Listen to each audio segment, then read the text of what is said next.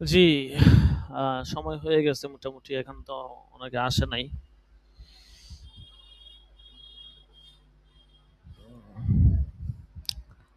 আচ্ছা দেখেন আমরা শুরু করে দেই।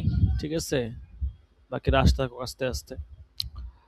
তারিখুত তাফসির ও আরকানুল ইসলামের আমরা হচ্ছে যে ৪ টা সবক পড়েছিলাম। আজকে ৫ নাম্বার সবক পড়ব ইনশাআল্লাহ। রাসূল সাল্লাল্লাহু আলাইহি সাল্লামকে আল্লাহর রাসূল এই সাক্ষ্যদানের অর্থ কি? কালিমার মধ্যে আছে লা ইলাহা ইল্লাল্লাহু মুহাম্মাদুর রাসূলুল্লাহ। তো এখন লা ইলাহা ইল্লাল্লাহু মুহাম্মাদুর রাসূলুল্লাহ প্রথম অংশের ব্যাখ্যা তো আমরা একটু জানলাম। এখন দ্বিতীয় অংশে লা ইলাহা ইল্লাল্লাহু মুহাম্মাদুর রাসূল, মুহাম্মদ সাল্লাল্লাহু আলাইহি ওয়াসাল্লাম আল্লাহ তাআলার রাসূল, এই কথার সাক্ষ্য দেওয়ার অর্থ কি? নিশ্চয়ই মুহাম্মদ সাল্লাল্লাহু আলাইহি ওয়াসাল্লাম আল্লাহর রাসূল, এই সাক্ষ্য দেওয়ার অর্থ হচ্ছে কয়েকটা অর্থ। রাসূল সাল্লাল্লাহু আলাইহি সাল্লাম যা আদেশ করেছেন তা পালন করা। তিনি যেসব খবর দিয়েছেন তা সত্য বলে বিশ্বাস করা। তিনি যেসব বিষয় সম্পর্কে নিষেধ ও সতর্ক করেছেন সেগুলো থেকে বিরত থাকা। আর একমাত্র তিনি যে বিধান দান করেছেন সেটা অনুযায়ী আল্লাহর ইবাদত করা। মুহাম্মদ সাল্লাল্লাহু আলাইহি সাল্লাম আল্লাহ তাআলার রাসূল, এই সাক্ষ্য বাস্তবায়ন। মুহাম্মদ সাল্লাল্লাহু আলাইহি সাল্লাম আল্লাহ তাআলার রাসূল, এই সাক্ষ্য বাস্তবায়ন হবে ঈমান ও পূর্ণ ইয়াকিনের দ্বারা। নিশ্চয়ই মুহাম্মদ সাল্লাল্লাহু আলাইহি সাল্লাম আল্লাহর বান্দা এবং তার রাসূল, যাকে সকল মানব ও জিন জাতির নিকট প্রেরণ করেছেন। তিনি শেষ নবী ও রাসূল। নিশ্চয়ই তিনি আল্লাহর নৈকট্য অর্জনকারী বান্দা। তার মাঝে উলুহিয়তের কোনো বৈশিষ্ট্য নেই। তার অনুসরণ করা, তার আদেশ নিষেধের সম্মান করা, কথায় কাজে ও বিশ্বাসে তার সুন্নতকে আঁকড়ে ধরা। আল্লাহ তাআলা বলেন, কুল ইয়া আইয়ুহান নাসু ইন্নী রাসূলুল্লাহি ইলাইকুম জামিআ। আরেক আয়াতে আছে ওয়ামা আরসালনাকা ইল্লা কাফাতাল লিন-নাসি বাশীরা ওয়ামা মা কানা মুহাম্মাদুন আবা আহাদিম মির রিজালিকুম ওয়ালাকির রাসূলুল্লাহি ওয়া খাতামান নাবিয়্যিন। এরপরে আছে সূরাতুল ইসরার মধ্যে কুল সুবহান রাব্বি হাল কুনতা ইল্লা বাশারার রাসূলা। আচ্ছা, তো এই যে এই সমস্ত আয়াতের মাধ্যমে এটা প্রমাণ করা হলো যে রাসূল সাল্লাল্লাহু আলাইহি ওয়াসাল্লামকে আল্লাহ তাআলার রাসূল বলে মেনে নেওয়া শুধুমাত্র রাসূল বলে মেনে নেওয়া এটাই বুঝায় না, বরং রাসূল বলে মেনে নেওয়ার মধ্যে অনেক কিছু নিহিত আছে। সেই অর্থগুলো এখানে বিস্তারিত আলোচনা করা হলো। উক্ত সাক্ষ্য নিম্ন বর্ণিত বিষয়গুলিকে অন্তর্ভুক্ত করে। প্রথমত মুহাম্মদ সাল্লাল্লাহু আলাইহি সাল্লাম এর রিসালাতের স্বীকৃতি দেওয়া ও অন্তরে তার বিশ্বাস রাখা। দ্বিতীয়ত কালিমার এ অংশের উচ্চারণ করা ও মুখের দ্বারা প্রকাশ্যভাবে এর স্বীকৃতি দেওয়া।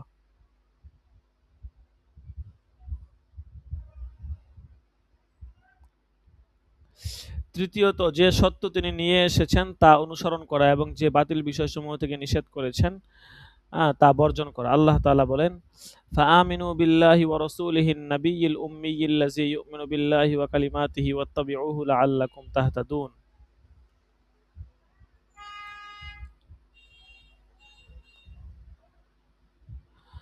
সুতরাং তোমরা ঈমান আনো আল্লাহর প্রতি, তার বার্তাবাহক এবং উম্মি নবীর প্রতি। আল্লাহ ও তার বাণীতে ঈমান আনে, যে ব্যক্তি আল্লাহ এবং তার বাণীতে ঈমান আনে এবং তোমরা তার অনুসরণ করো যাতে তোমরা হেদায়েত প্রাপ্ত হতে পারো। আচ্ছা, চতুর্থ রাসূল সাল্লাল্লাহু আলাইহি সাল্লাম যে খবর দিয়েছেন তা সত্য বলে বিশ্বাস করা। পঞ্চমত জান-মাল, ছেলে-মেয়ে, পিতা-মাতা সকল মানুষের ভালোবাসার চাইতে মুহাম্মদ সাল্লাল্লাহু আলাইহি সাল্লামের অধিক ভালোবাসা। কারণ তিনি রাসূল সাল্লাল্লাহু আলাইহি সাল্লাম, তিনি হচ্ছেন আল্লাহর রাসূল আর তাকে ভালোবাসা আল্লাহর ভালোবাসার অন্তর্ভুক্ত। হাদিসে আছে কুরআন শরীফে আছে কুল ইন কুনতুম তুহিব্বুনাল্লাহা ফাত্তাবিউনি ইউহিব্বুকুমুল্লাহু ওয়া ইয়াগফির লাকুম যুনুবাকুম। এরপরে হাদিসে আছে লা ইউমিনু আহাদুকুম হাত্তা আকুনা আহাব্বা ইলাইহি মিন ওয়ালিদিহি ওয়া ওয়ালাদিহি ওয়ান নাসি আজমাইন। কুরআন শরীফের এক আয়াতে আছে ফাল্লাযীনা আমানু বিহি ওয়া আযযারুহু ওয়া নাসারুহু ওয়াত্তাবাউ। ঠিক আছে? তো এই সমস্ত আয়াতের মাধ্যমে এটা প্রমাণ হচ্ছে যে রাসূলের ভালোবাসা এটা হচ্ছে সর্বাগ্রে থাকতে হবে। ঠিক আছে? রাসূলকে সবচেয়ে বেশি ভালোবাসতে হবে। ৬ নাম্বার কারণ বলতেছে তার সুন্নতের উপর আমল করা, তার কথাকে সকলের কথার উপর প্রাধান্য দেওয়া, নির্দ্বিধায় তা গ্রহণ করা, তার শরীয়ত মোতাবেক বিধান পরিচালনা করা এবং তার প্রতি সন্তুষ্ট থাকা। আল্লাহ তাআলা বলেন, ফালা ওয়া রাব্বিকা লা ইউমিনুনা হাত্তা ইউহাক্কিমুকা ফীমা শাজারা বাইনাহুম সুম্মা লা ইয়াজিদু ফি আনফুসিহিম হারাজাম মিম্মা কাদাইতা ওয়া ইউসাল্লিমু তাসলিমা।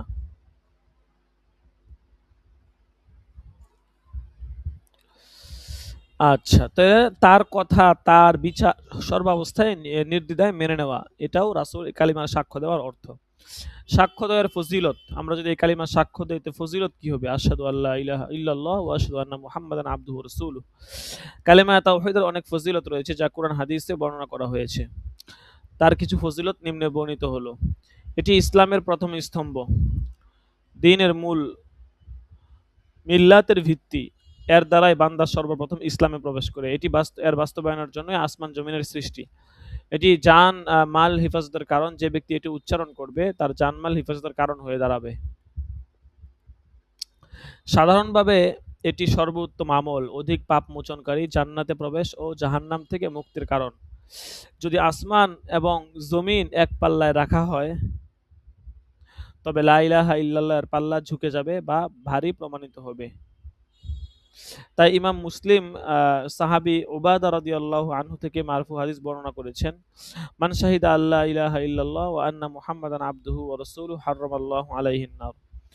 যে ব্যক্তি এই সাক্ষ্য প্রদান করবে যে আল্লাহ ছাড়া কোনো সত্য উপাস্য নেই এবং মুহাম্মদ সাল্লাল্লাহু আলাইহি সাল্লাম আল্লাহর বান্দা এবং তার রাসূল, আল্লাহ তার জন্য জাহান্নামকে হারাম করে দিবেন।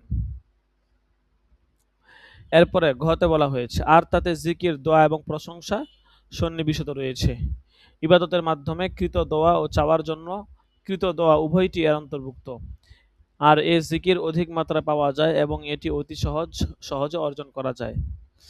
এটি পবিত্র কালেমা, দৃঢ় হাতল কালিমাতুল ইখলাস এর বাস্তবায়নের জন্য আসমান জমিনের সৃষ্টি, এর জন্যই সৃষ্টি জীবের সৃষ্টি, রাসূলগণের প্রেরণ, কিতাব সমূহের অবতীর্ণ, এরই পূর্ণতার জন্য ফরজ ও সুন্নত প্রবর্তন হয়েছে, আর এরই জন্য জিহাদের তরবারি কুশমুক্ত করা হয়েছে। অতঃপর যে ব্যক্তি এটি পাঠ করবে, এর প্রতি আমল করবে, সত্য জেনে ইখলাসের সাথে গ্রহণ করে মুহাব্বতের সাথে, আল্লাহ তাআলা তাকে জান্নাতে প্রবেশ করাবেন, তার কর্ম যাই হোক না কেন।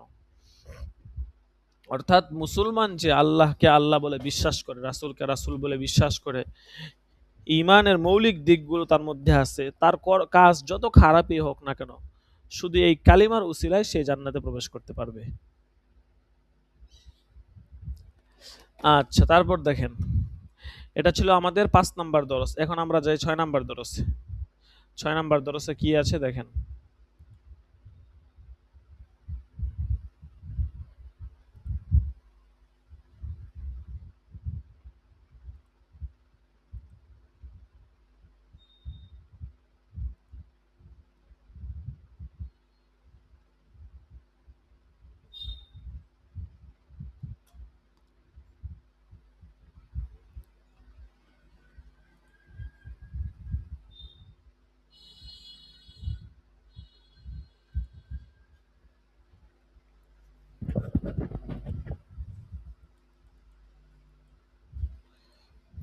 দেখেন, প্রথম রুকুন সম্পর্কে আমরা এতক্ষণ জেনেছি, ঠিক আছে?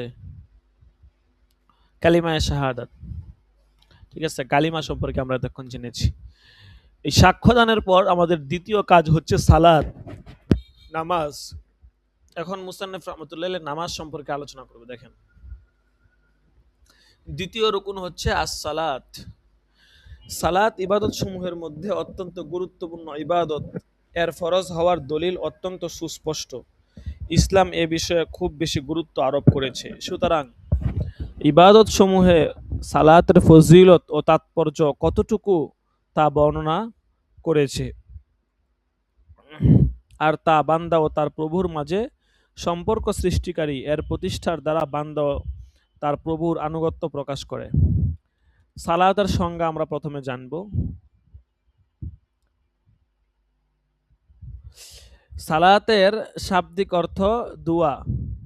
এ অর্থ কুরআনে ব্যবহৃত হয়েছে। আল্লাহ তাআলা বলেন, ওয়াসাল্লি আলাইহিম ইন্না সলাতাকা সাকানুল লাহুম, যে তুমি তাদের জন্য দোয়া করো, তোমার দোয়া তাদের জন্য চিত্তস্বস্তিকর কারণ, অর্থাৎ অন্তরের প্রশান্তির কারণ। অনেকগুলো অর্থ আছে সালাতের, বিস্তারিত তাহকিক আছে, বিভিন্ন জায়গা থেকে পাবেন। এখানে একটা বলা হলো আর কি। পারিভাষিক অর্থ কি? এটি এমন এক ইবাদত যা বিশেষ কিছু কথা ও কর্মকে শামিল করে। যা আল্লাহু আকবার দ্বারা শুরু হয় এবং আসসালামু আলাইকুম দ্বারা শেষ হয়। কথা থেকে উদ্দেশ্য হলো আল্লাহু আকবার বলা, কিরাত, তাসবিহ ও দোয়া ইত্যাদি পাঠ করা। কর্ম দ্বারা উদ্দেশ্য কিয়াম, দাঁড়ানো, রুকু করা, সিজদা করা ও বসা ইত্যাদি। নবী ও রাসূলগণের নিকট এর গুরুত্ব। আমাদের নবী মুহাম্মদ সাল্লাল্লাহু আলাইহি ওয়াসাল্লামের প্রেরণের পূর্বের আসমানি দিনসমূহে সালাত বিধিবদ্ধ ছিল। ইব্রাহিম আলাইহিস সালাম তার প্রভুর কাছে নিজের ও স্বীয় বংশধরের সালাত প্রতিষ্ঠার দোয়া করেন। আল্লাহ তাআলা বলেন, রব্বি জাআলনি মুকিমাস সালাতি ওয়া মিন যুররিয়্যাতি, হে আমার রব, আমাকে সালাত কায়েমকারী করো এবং আমার বংশধরদের মধ্য হতেও এমন লোককে তুমি বানাও যারা সালাত কায়েম করবে, নামাজ আদায় করবে। আর ইসমাঈল আলাইহিস সালাম তার পরিবারকে সালাত প্রতিষ্ঠার আদেশ করেছিলেন। আল্লাহ তাআলা বলেন, ওয়া কানা ইয়া'মুরু আহলাহু বিস-সালাতি ওয়াজ-যাকাহ, সে তার পরিবার পরিজন বর্গকে সালাত ও যাকাতের নির্দেশ দিত। আল্লাহ তাআলা মুসা আলাইহিস সালাম সম্বোধন করে বলেন, ইন্নানি আনাল্লাহু লা ইলাহা ইল্লা আনা ফা'বুদনি ওয়া আকিমিস সালাতা লিযিকরি, আমি আল্লাহ, আমি ব্যতীত কোনো ইলাহ নেই, অতএব আমার ইবাদত করো এবং আমার শরণার্থে সালাত কায়েম করো। এরপর তার নবী ঈসা আলাইহিস সালামকে তিনি আদেশ করেছেন, ওয়াজআলানি মুবারাকান আইনামা কুনতু ওয়া আওসানি বিস-সালাতি ওয়াজ-যাকাতি মা দুমতু হাইয়া। আচ্ছা, এর দ্বারা বোঝা গেল যে সালাত শুধু আমাদের নবীর উপরেই ছিল, আমাদের এই উম্মতের জন্য বিষয়টা এমন নয়। সালাত সমস্ত নবী যারা ছিল, সমস্ত নবীদের জন্য বিভিন্ন জায়গাতে সালাতের কথা কোরআন শরীফে বলা হয়েছে। আল্লাহ তাআলা আমাদের নবী মুহাম্মদ সাল্লাল্লাহু আলাইহি সাল্লামের মিরাজ এবং ইসরার রাত্রিতে ৭ আসমানে সালাত ফরজ করেছেন। আর সালাত ফরজকালে ৫০ ওয়াক্ত ছিল। অতঃপর আল্লাহ তাআলা হালকা করে সেটা ৫ ওয়াক্ত করেছেন। যা আদায়ে ৫ ওয়াক্ত, কিন্তু সওয়াবে অন্তত ৫০ ওয়াক্ত। ৫ ওয়াক্ত সালাত, ফজর, জোহর, আসর, মাগরিব এবং এশা। সালাতের দলিল সমূহ, যেহেতু ইসলামের রুকুন এটা, কোরআন শরীফে একাধিক জায়গায় সালাতের কথা আছে, ওয়া আকিমুস সালাতা ওয়া আতুজ যাকাহ, হ্যাঁ, সূরা বাকারার মধ্যে আছে ৪৩ নম্বর আয়াত। সূরা নিসার ১০৩ নম্বর আয়াতে আছে, ইন্নাস সালাতা কানাত আলাল মুমিনিনা কিতাবাম মাওকুতা। তারপর সূরা বাইয়িনার আয়াত নাম্বার ৫ এ আছে, ওয়ামা উমিরু ইল্লা লিয়াবুদুল্লাহা মুখলিসিনা লাহুদ্দিন হুনাফা ওয়া ইউকিমুস সালাতা ওয়া ইউতুজ যাকাতা ওয়া যালিকা দীনুল কাইয়্যিমাহ।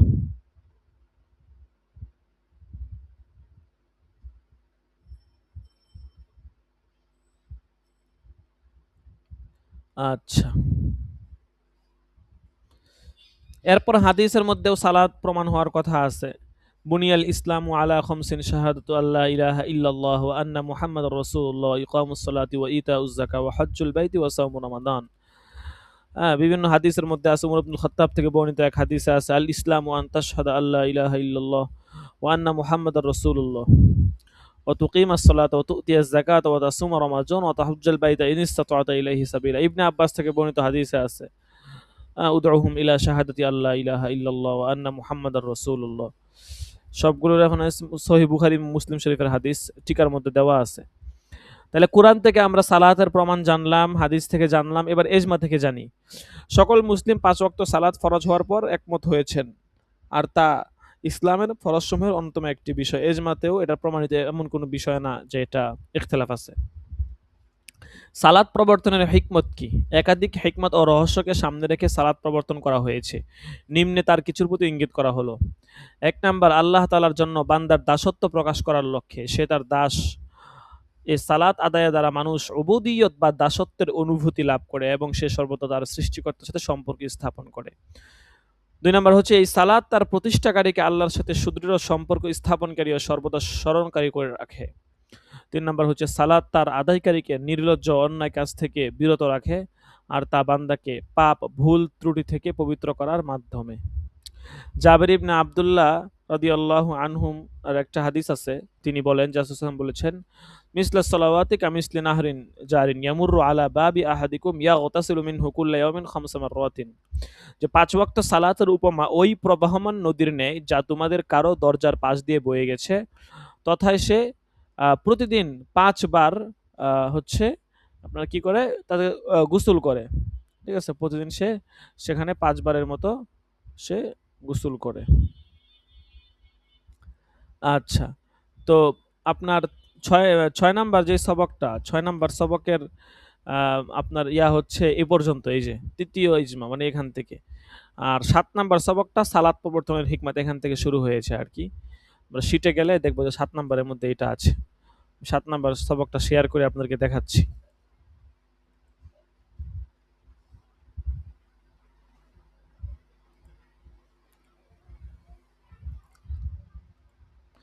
আজকে বৃহস্পতিবার দিন, এইজন্য শিক্ষার্থীরা অবহেলা করছে। ছুটির দিন তো, মেশকাত জামাতেও ক্লাস করালাম, সেখানেও শিক্ষার্থীরা অনেক লেট করে আসছে।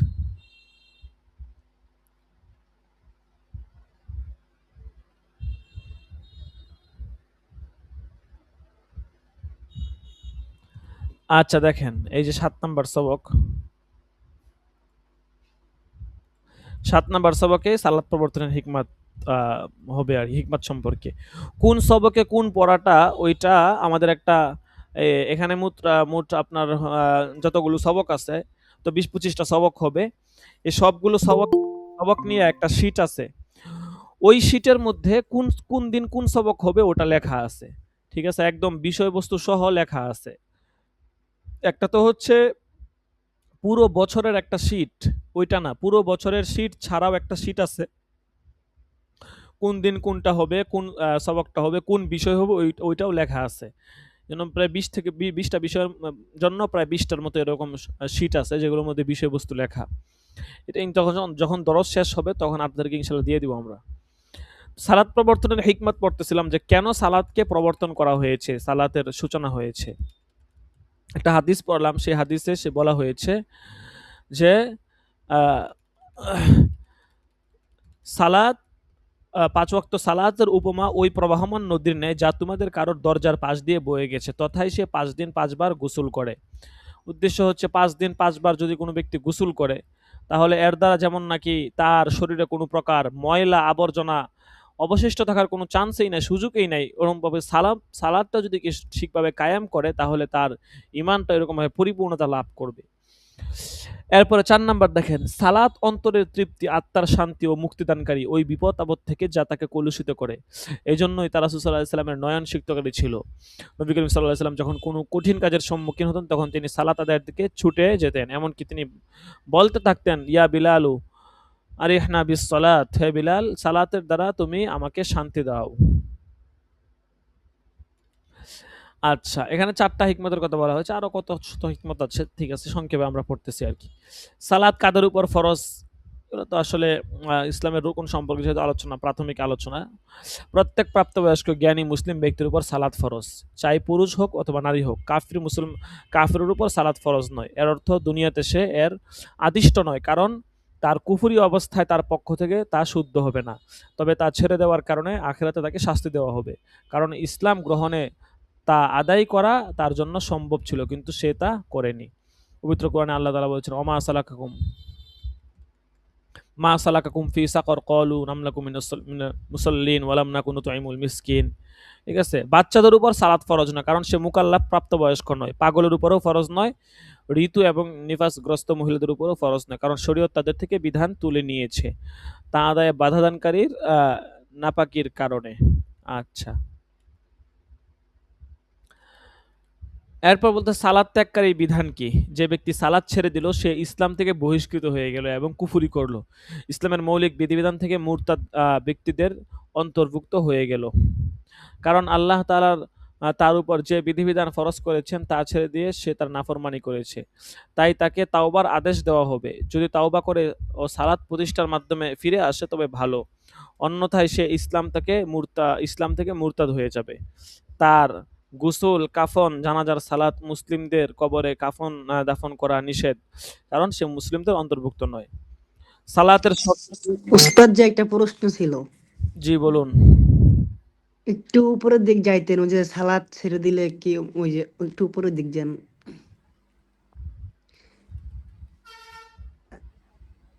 হ্যাঁ, ওই যে ব্যক্তি সালাত ছেড়ে দিল সে ইসলাম থেকে বহিষ্কৃত হয়ে গেল, এটা কি সালাতকে অস্বীকার করা?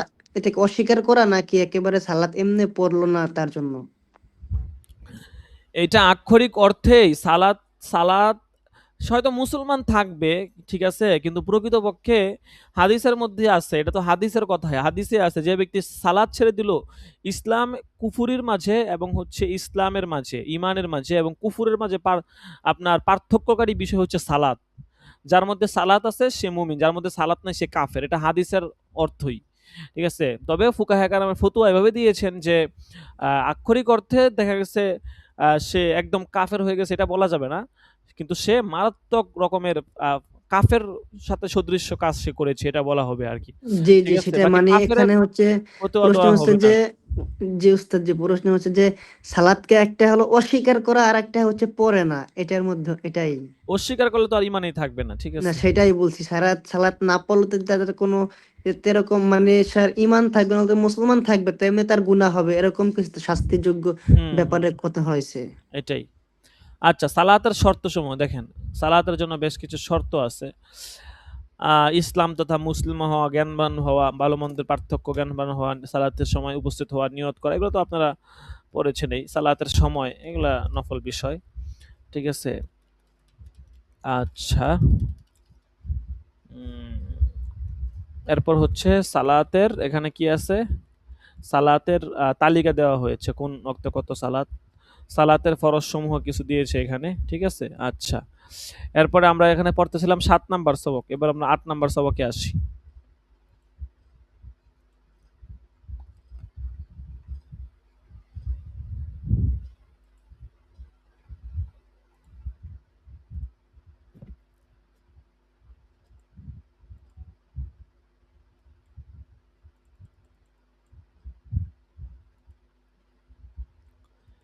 ফরজ সালাতের সংজ্ঞা তো গত সবকে দেখলাম, এখান থেকে হবে আর কি 8 নাম্বার সবকে।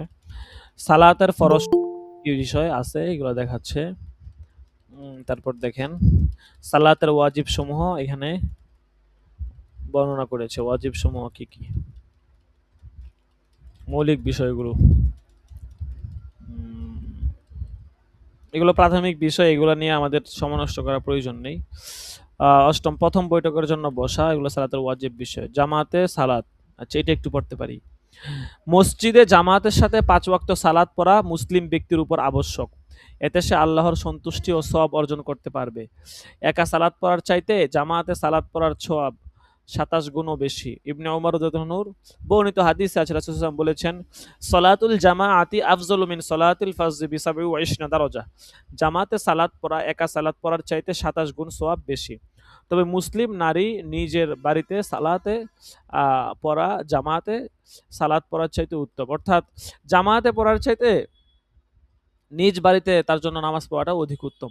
সালাত বাতিলকারী নষ্টকারী বিষয়সমূহ, এখানে অনেকগুলো সালাত বাতিলকারী বিষয়ের কথা বলবে, ঠিক আছে, যে সমস্ত কাজ করার দ্বারা সালাত বাতিল হয়ে যায়। এরপরে এসেছে সালাতের নিষিদ্ধ সময়সমূহ, ফজরের সালাত, ফজরের সময়, এগুলো তো জানেনই, প্রাথমিক কথাবার্তা। আচ্ছা, এটা গেল আপনার 8 নাম্বার সবক। তারপর 9 নাম্বার সবকটা দেখেন।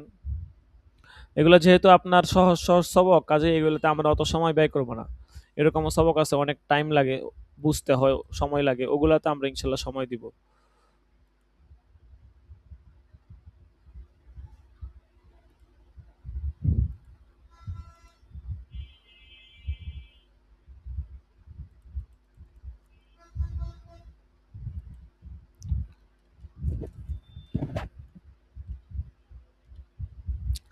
সালাতের নিষিদ্ধ সময় দেখতেছিলাম। সালাতের নিষিদ্ধ সময় ফজরের সালাতের পর হতে নিয়ে সূর্য ওঠা পর্যন্ত। 2 নম্বর, ঠিক দুপুরের সময় আসরের সালাতের পর থেকে সূর্য ডুবা পর্যন্ত। আচ্ছা, বিভিন্ন হাদিসের মাধ্যমে এই কথাগুলো প্রমাণিত আছে, এটা আপনারা জানেন, ঠিক আছে। এগুলো তো কঠিন কিছু না। তারপর দেখেন সালাতের পদ্ধতির সংক্ষিপ্ত বর্ণনা, ঠিক আছে, হাদিসের মাধ্যমে আছে সল্লু কামারো আইতুমুনি উসল্লি, ঠিক আছে। এখানে সালাতের পদ্ধতি সম্পর্কে বলেছে, কিভাবে সালাত পড়তে হবে। আচ্ছা,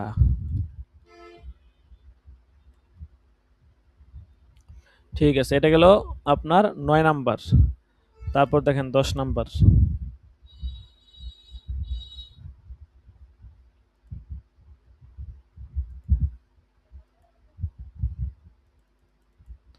আচ্ছা, সালাত সম্পর্কে আলোচনা এতটুকুই ছিল। প্রাথমিকভাবে সালাতের আলোচনাগুলো করেছে আর কি। সালাতের আহ, সংজ্ঞা, ব্যাখ্যা, অর্থ কিভাবে পড়বে ইত্যাদি প্রাথমিক বিষয়গুলো আর কি। আচ্ছা, এরপরে 10 নাম্বার সবক হচ্ছে আপনার তৃতীয় রুকুন জাকাত সম্পর্কে। জাকাতের সংজ্ঞা। জাকাতের শাব্দিক অর্থ হচ্ছে বৃদ্ধি পাওয়া, বেশি হওয়া। কখনো প্রশংসা, পবিত্রকরণ ও সংশোধন এর অর্থে ব্যবহৃত হয়। আর মালের যে অংশে বের করা হয় তাকে জাকাত বলে, কারণ এর দ্বারা বরকতের মাধ্যমে মাল বৃদ্ধি পায় আর ক্ষমার মাধ্যমে ব্যক্তিকে পবিত্র করা হয়। জাকাতের পারিভাষিক অর্থ নির্ধারিত সময়ে নির্দিষ্ট গোষ্ঠীর জন্য নির্ধারিত মালে অত্যাবশ্যকীয় হক বের করা।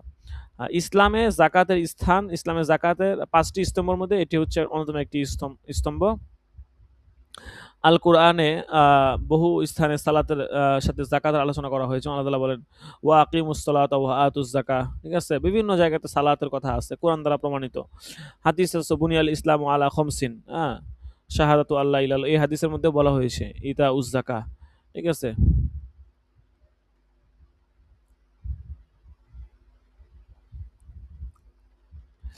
জাকাতের বিধান কি? প্রত্যেক মুসলিম ব্যক্তি মালের শর্ত অনুযায়ী নিসাবের মালিক হলে তার উপর জাকাত ফরজ। এমনকি বাচ্চা ও পাগলদের পক্ষ থেকে তাদের অভিভাবক তাদের মালের জাকাত আদায় করবেন।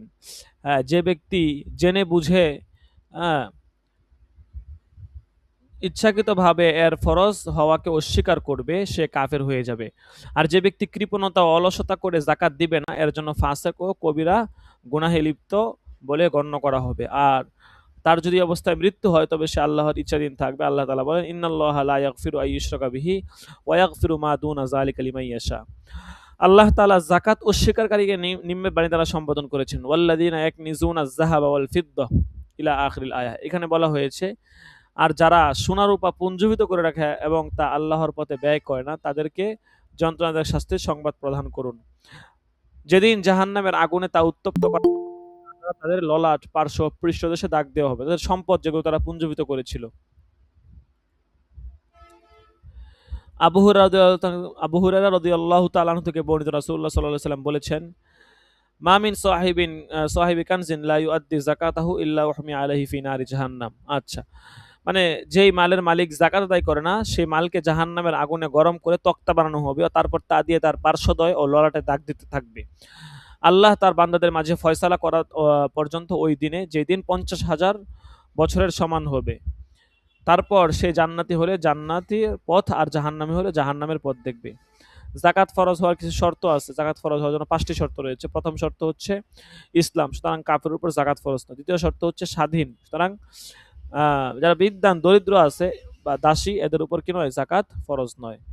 অনুরূপ মুকাতাব বা চুক্তিবদ্ধ কৃতদাস মালের উপর জাকাত ফরজ নয়, কারণ তার উপর 1 দিরহাম আদায় অবশিষ্ট থাকলেও সে দাস হিসাবে গণ্য।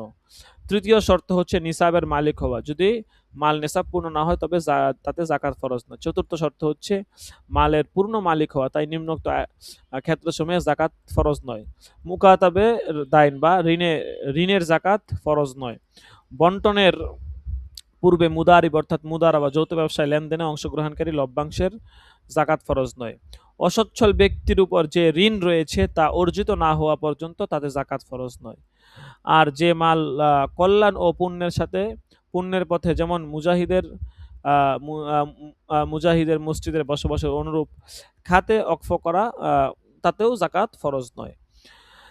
এরপর 5ম নাম্বার শর্ত জাকাত ফরজ হওয়ার 1 বছর অতিবাহিত হওয়া। 1 বছর অতিবাহিত না হওয়ার আগ পর্যন্ত কোনো মালেরও জাকাত ফরজ নয়, তবে জমি থেকে উৎপন্ন ফসল ও ফল মূল ছাড়া, কারণ তার জাকাত ফরজ হবে তা কাটার ও পাড়ার সময়। আল্লাহ তাআলা বলেন ওয়া আতু হাক্কাহু ইয়াউমা হাসাদিহি, এবং ফসলের হক আদায় করো তা কাটার দিবসে। আর খনিজ সম্পদ ও রিকাজ, মাটিতে পুঁতে রাখা সম্পদের জাকাতের বিধান জমি থেকে উৎপন্ন ফসল ও ফলের জাকাতের বিধানের ন্যায়, কারণ তা জমি থেকে সংগৃহীত মাল। এরপরে গৃহপালিত পশু জাকাত কিভাবে দিতে হয় সেটাও আপনাদের আশা করি জানা আছে।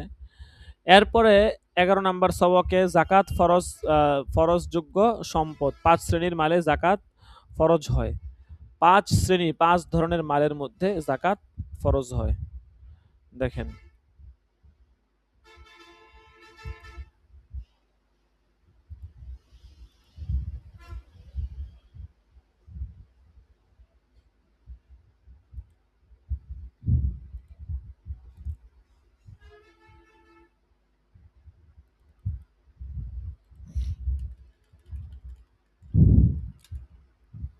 এক নাম্বার, কোন ধরনের সম্পদ?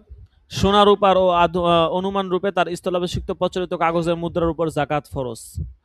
আর তাতে জাকাতের পরিমাণ হলো রুবুল উশুর, 40 ভাগের 1 ভাগ। আর রুবুল উশুরের পরিমাণ হলো শতকরা 2.5 ভাগ। 1 বছর অতিবাহিত ও নিসাব পূর্ণ না হওয়া পর্যন্ত তাতে জাকাত ফরজ হবে না। সোনার নিসাবের পরিমাণ হলো 20 মিসকাল, আর 1 মিসকাল ওজন হচ্ছে 4.25 গ্রাম। অতএব সোনার নিসাব হলো 25 গ্রাম। রূপার নিসাবের পরিমাণ হলো 200 দিরহাম, আর 1 দিরহামের পরিমাণ হলো 2.985 গ্রাম আর কি। সুতরাং রূপার নিসাব হলো 595 গ্রাম। তবে বর্তমান কাগজের মুদ্রা তার নেসাবের পরিমাণ হলো 1 বছর অতিবাহিত কালে জাকাত বের করার সময় তার মূল্য 85 গ্রাম সোনার অথবা 595 গ্রাম রূপার সমান হতে হবে। এই জন্য সোনা ও রূপার নিসাবের পরিমাণের তুলনায় বর্তমানে কাগজের মুদ্রার নিসাব তার দর মান কম বেশি হওয়ার কারণে ভিন্ন ভিন্ন হয়। তাই কারো কাছে তার যে কাগজের মুদ্রা রয়েছে তা দিয়ে যদি সে পূর্বে বর্ণিত সোনা রূপার পরিমাণের যে কোনো একটি পরিমাণ ক্রয় করতে সক্ষম হয় বা তার চেয়ে বেশি হয়, তবে তাদের জাকাত ফরজ হবে। তার নাম যাই হোক না কেন, রিয়াল হোক বা দিনার হোক বা ফ্রাঙ্ক হোক বা ডলার হোক বা অন্য আর যে কোনো নামেই হোক, তার গুণাগুণ যাই হোক না কেন, কাগজের মুদ্রা হোক, খনিজ পদার্থ হোক বা অন্য আরো কিছু হোক। আরো প্রসিদ্ধ কথা হচ্ছে যে মুদ্রার দর কোনো সময় পরিবর্তন কোনো সময় পরিবর্তন হয়। তাই তাতে যখন জাকাত ফরজ হবে তখন জাকাতদাতার তার মূল্যের প্রতি লক্ষ্য করা উচিত হবে, আর তা হলো তাতে 1 বছর অতিবাহিত হওয়া। আর যদি কোনো মাল নেসাবের চাইতে বেশি হয় তবে সেই মাল থেকে নিসাব অনুযায়ী জাকাত বের করতে হবে। আর দলিল একটা দিয়েছে, একটা হাদিস রাসূল সাল্লাল্লাহু আলাইহি ওয়াসাল্লাম বলেছেন যে তুমি যদি 200 দিরহামের মালিক হও আর তাতে যদি 1 বছর অতিবাহিত হয় তবে তা জাকাতের নির্ধারিত পরিমাণ হবে 5 বছর। যদি তুমি 20 দিনার থাকে, যদি তোমার নিকট 20 দিনার থাকে আর তা 1 বছর অতিবাহিত হয় তবে তাতে অর্ধ দিনার জাকাত দিতে হবে। আর এর চাইতে কম মালে জাকাত ফরজ হবে না। সুতরাং এই পরিমাণের বেশি হলে এই অনুপাতে জাকাত দিতে হবে। আর কোনো মালেই জাকাত ফরজ হবে না 1 বছর অতিবাহিত হওয়ার আগ পর্যন্ত। এরপর অলংকারের মধ্যে জাকাত ফরজ সম্পর্কে আলোচনা করেছে। অলংকারের মধ্যে জাকাত কিভাবে দিবে? একটা হাদিস বলেছে, জনৈক মহিলা তার মেয়ে সহ নবী করিম সাল্লাল্লাহু আলাইহি সাল্লামের নিকট আসলো। তার মেয়ের 2 হাতে 2টি সোনার মোটা চুড়ি ছিল। নবী করিম সাল্লাল্লাহু আলাইহি সাল্লাম তাকে বললেন, তুমি কি এর জাকাত দাও? সে বলল না। নবী করিম সাল্লাল্লাহু আলাইহি সাল্লাম বললেন, তুমি কি ভালোবাসো যে এর বিনিময়ে কিয়ামতের দিন আল্লাহ তোমাকে আগুনের 2টি চুড়ি পরাবেন? সাথে সে চুড়ি দুটি খুলে নবী করিম সাল্লাল্লাহু আলাইহি সাল্লামের সামনে রাখলো এবং বলল, এই চুড়ি দুটি আল্লাহ এবং তার রাসূলের জন্য। আচ্ছা, আবু দাউদ শরীফ এবং অন্যান্য কিতাবের মধ্যে হযরত আয়েশা রাদিয়াল্লাহু থেকে বর্ণিত হাদিস আছে যে রাসূল সাল্লাল্লাহু আলাইহি ওয়াসাল্লাম আমার নিকট প্রবেশ করে আমার হাতে অনেকগুলো রূপার আংটি দেখলেন। তিনি দেখে বললেন, হে আয়েশা, এগুলো কি? অতঃপর হযরত আয়েশা বললেন যে, হে আল্লাহর রাসূল, এগুলো আমি তৈরি করেছি আপনার সামনে সৌন্দর্য প্রকাশ করার জন্য। তারপর রাসূল সাল্লাল্লাহু আলাইহি ওয়াসাল্লাম বললেন, তুমি কি এগুলো যাকাত প্রদান করো? আমি বললাম, না। অথবা আল্লাহ যা চেয়েছেন তা বলেছি। অথবা ওনার সন্দেহ ছিল কি বলছি। রাসূল সাল্লাল্লাহু আলাইহি ওয়াসাল্লাম বললেন, এর যাকাত না দেওয়াটাই তোমার জাহান্নামের জন্য যথেষ্ট। আল্লাহু আকবার। খনিজজাত ধাতব দ্রব্যেরও সোনা ছাড়া তৈরি অলংকার যেমন মুক্তা, মণি ইত্যাদি ফকিরগণ নিকটেও জাকাত ফরজ নয়। তবে যদি ব্যবসার জন্য তৈরি করা হয় তাহলে ব্যবসার জন্য তৈরি মালের জাকাতের ন্যায় জাকাত দিতে হবে। 2 নম্বরে যে সমস্ত সম্পদে জাকাত হয় সেটা হচ্ছে চতুষ্পদ জন্তু। সূরা বাকারাতে এগুলোর আলোচনা আছে বিস্তারিত। আপনারা পড়েছেন সেখানে কিভাবে জাকাত দিতে হবে, কতটুকু দিবে, কয়টা গরু হলে কয়টা দিবে, উট হইলে কয়টা দিবে, ঠিক আছে? বিস্তারিত কিন্তু সেখানে আলোচনা আছে। তো চতুষ্পদ জন্তু তা হলো উট, গরু, ছাগল। আর তাতে জাকাত ফরজ হবে যখন তা সায়মা হবে। আর সায়মা এই প্রাণীকে বলে যা চারণভূমিতে লালিত পালিত হয় সারা বছর বা বছরের অধিকাংশ দিনগুলোতে, কারণ পূর্ণ অংশের যে বিধান তা অধিকাংশের ক্ষেত্রেও প্রযোজ্য। হাদিস দ্বারা এই বিষয়গুলো প্রমাণ করেছে, ঠিক আছে, প্রাণীর ক্ষেত্রে যে জাকাত ফরজ। ঠিক আছে, এখানে একটা চার্ট দিয়েছে দেখেন, নেসাবের পরিমাণ সূরা বাকারাতে আছে, এখানে দিয়ে দিছে দেখেন। গৃহপালিত পশু জাকাতের তালিকা দিয়েছে। 5 থেকে 9টা হলে একটা ছাগল, 10 থেকে 14টা হলে 2টা ছাগল। ঠিক আছে, এটা হচ্ছে যদি উট হয়, উটের ক্ষেত্রে এটা। ঠিক আছে, তো কয়টা হলে কয়টা সবকিছু দেখেন এখানে দেওয়া আছে। আর যদি উটের সংখ্যা 120টির উপর হয় তাহলে প্রতি 40টিতে 2 বছরের একটি মাদা উট আর প্রতি 50টিতে 3 বছরের একটি মাদা উট দিতে হবে। এবং অধিকাংশ ফকিরগণের নিকট দেখেন এখানে গরু যদি হয় 30 থেকে 39, 1 বছরের একটি বাছুর বা হাক্কা আর কি দিতে হবে। তারপর হচ্ছে 40 থেকে 59 হলে 2 বছরের একটি দিবে, 60 থেকে 69 হলে 2 বছরের একটি বাছুর দিবে, 70 থেকে 79 হলে 1 বছরের একটি বাছুর এবং 2 বছরের একটি হাক্কা দিবে। ঠিক আছে? আর যদি গরুর সংখ্যা 79টির উপরে হয় তাহলে 30টিতে 1 বছরের একটি বাছুর আর 40টিতে 1 বছরের একটি হাক্কা দিবে। আচ্ছা, তারপরে দেখেন 40 থেকে 100 যদি ছাগল হয়, 40 থেকে 120টি ছাগল হলে একটি ছাগল দিবে। আর যদি 121 থেকে 200 ছাগল হয় তাহলে 2টা ছাগল দিবে। আর যদি 201 থেকে 300 ছাগল হয় তাই সেক্ষেত্রে 3টা ছাগল দিবে। আর যদি 300 ছাগলের বেশি হয় তাহলে প্রতি 100 ছাগলে একটি করে ছাগল দিবে। হাদিসের মধ্যে আছে এগুলো বিস্তারিত আলোচনা, বিশেষ করে সরাবেক আয়াতে লম্বা আলোচনা আছে, এগুলোর বহস আছে আলাদা। গত বছর কিছুটা পড়ানোর সৌভাগ্য হয়েছিল। এই হাদিস এটা আর পড়ছি না, ঠিক আছে? এটা আপনারা পড়ে নিয়েন, হাদিস দ্বারা এটা প্রমাণিত আর কি। আচ্ছা, যাই হোক, 3 নাম্বার বিষয় হচ্ছে ফল এবং ফসল এবং ফলাফল। ঠিক আছে? অর্থাৎ ফল ফসল আর কি। ফকিগণের নিকট উৎপাদিত ফসলের জাকাত ফরজ হিসেবে নিসাব পূর্ণ হলে আর তাদের নিকট তার নিসাব হলো 5 ওয়াসক, কারণ নবী সাল্লাল্লাহু আলাইহি ওয়াসাল্লাম বলেছেন লাইসা ফিমা দুনা খামসাতি আওসাক। আচ্ছা, তো এই 11 নাম্বার 12 নাম্বার সবক থেকে ইনশাআল্লাহ আমরা আগামী সবকে পড়ব, 12 নাম্বার সবক থেকে। ঠিক আছে? আজকে এই 11টা সবকই হইল। এখন উলুমুল কোরআন ও উসুলুত তাফসির এইটার ক্লাস হবে, আমরা সকলেই মনোযোগ দিয়ে শুনবো।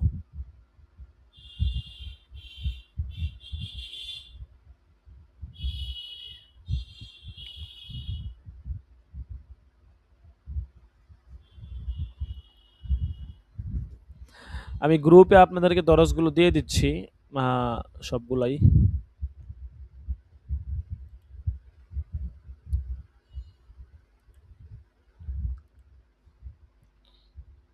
দরজগুলো কিন্তু সংগ্রহ করে রাখবেন, পরীক্ষার সময় কিন্তু তখন চাইলে হবে না, এখন কিন্তু সবগুলো দিয়ে দিচ্ছি। পরীক্ষার সময় সবগুলো একসাথে দেওয়া কিন্তু অনেক কষ্ট করে, এতগুলো দরজ এটা সম্ভব না। ওই যে এখন একটা একটা করে দিয়ে দেওয়া হচ্ছে, সকলে এগুলো সংগ্রহ করে রাখবেন। আজকে 5 নাম্বার থেকে হয়েছে, আজকে হচ্ছে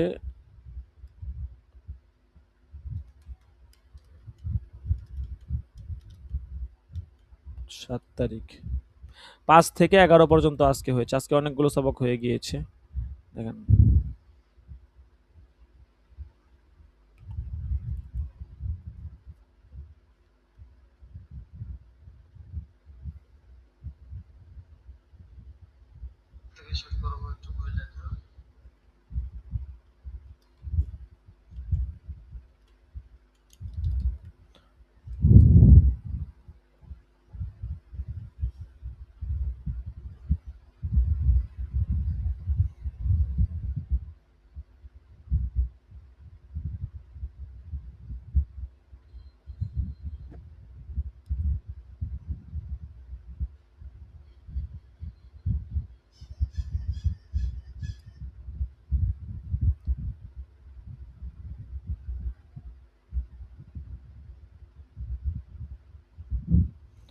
আচ্ছা, এটা কত নাম্বার গেল?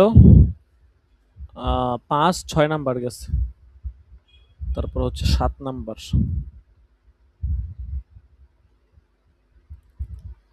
আপনারা শীটগুলো যারা প্রিন্ট নেন না, একটু কষ্ট করে টাকাটা জমা দিয়ে দিলে আমরা প্রিন্টটা আপনাদেরকে দিয়ে দিতাম। নিজ দায়িত্বে আপনারা শীটগুলো প্রিন্ট নিয়ে নেন, পিডিএফ তো আসলে পড়ে বেশি মজা পাওয়া যাবে না।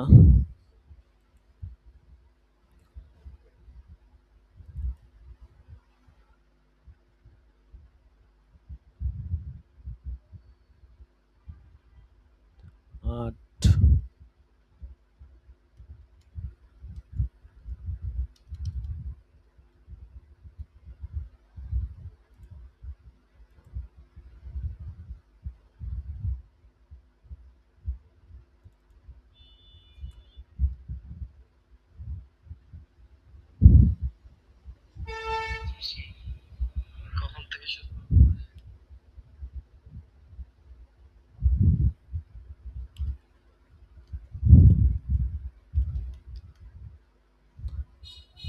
9 নাম্বার দিয়ে দেওয়া হয়েছে, তারপর হচ্ছে 2টা বাকি আছে, আমি দিয়ে দিচ্ছি।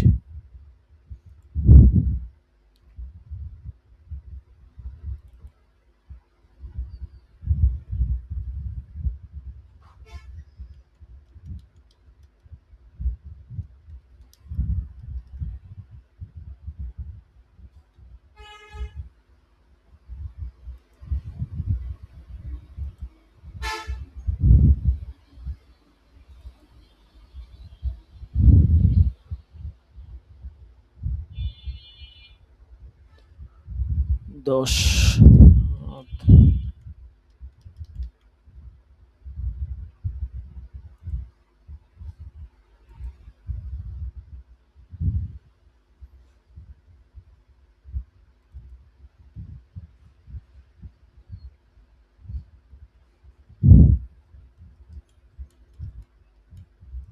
আচ্ছা, আপনাদেরকে তারিখুত তাফসির ওয়া আরকানুল ইসলামের 11টা সবক যেগুলো পড়ানো হয়েছে সবগুলি হোয়াটসঅ্যাপ গ্রুপে দিয়ে দেওয়া হয়েছে। আপনারা ডাউনলোড করে রেখে দিবেন ইনশাআল্লাহ। এখন উলুমুল কুরআন ওয়া উসুলুত তাফসির থেকে ইনশাআল্লাহ সবক হবে। গত ক্লাসের মতো 5টা সবক হয়েছিল, আজকে ইনশাআল্লাহ 6 নাম্বার থেকে হবে। উলুমুল কুরআন ওয়া উসুলুত তাফসির।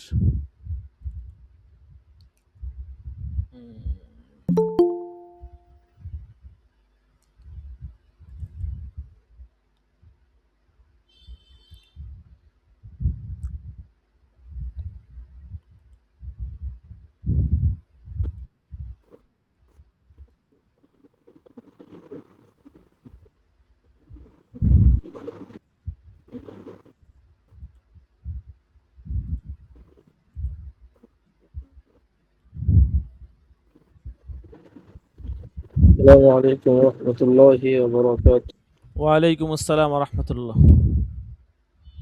জি উস্তাদ, এখান থেকে হবে মনে হয় কুরআয়ে সাহাবা বা কাতেবে ওহীদের কাছ থেকে কুরআনের আয়াত গ্রহণ করার ক্ষেত্রে তার সতর্কতা অবলম্বনের দৃষ্টান্ত। 6 নাম্বার তরফ আচ্ছা থেকে হবে। ইনশাআল্লাহ। জি, জি। শুরু করুন। نحمده ونصلي على رسوله الكريم أما بعد. গত সপ্তাহে একজন প্রশ্ন করেছিলেন, একটা প্রশ্ন, সেটা হলো হযরতে কোরআন যে জমা করা হয়েছে আল্লাহ হযরতে আবু বকর রাদিয়াল্লাহু তাআলা আনহু, হযরতে ওমর রাদিয়াল্লাহু তাআলা আনহুর জামানায় নাকি ওসমান রাদিয়াল্লাহু তাআলা আনহুর জামানায়? এই প্রশ্নের উত্তর ইনশাআল্লাহ আমরা সামনে যত আলোচনা করতে থাকবো আমাদের কাছে স্পষ্ট হতে থাকবে ইনশাআল্লাহ। যাই হোক, আমরা গত সপ্তাহে অনেকগুলো আলোচনা শুনছি। সর্বশেষ আলোচনা শুনছিলাম যে সাহাবায়ে কেরাম রাদিয়াল্লাহু তাআলা আনহুম যারা কাতেব ওহী ছিলেন, তারা কিভাবে সতর্কতা অবলম্বন করে কোরআন সংরক্ষণ করছেন। যারা সংরক্ষণ করছেন এদের মধ্যে অন্যতম ছিলেন হযরত যায়েদ বিন সাবিত রাদিয়াল্লাহু তাআলা আনহু।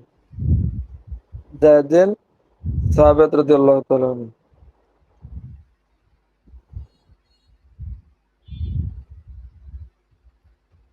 তিনি যে নুসখাটা লেখছেন এই নুসখাকে আল বলা হয়। যে নুসখাকে লেখছেন এই নুসখাকে আল বলা হয়। আল নুসখার কয়েকটা বৈশিষ্ট্য আছে। একটা হলো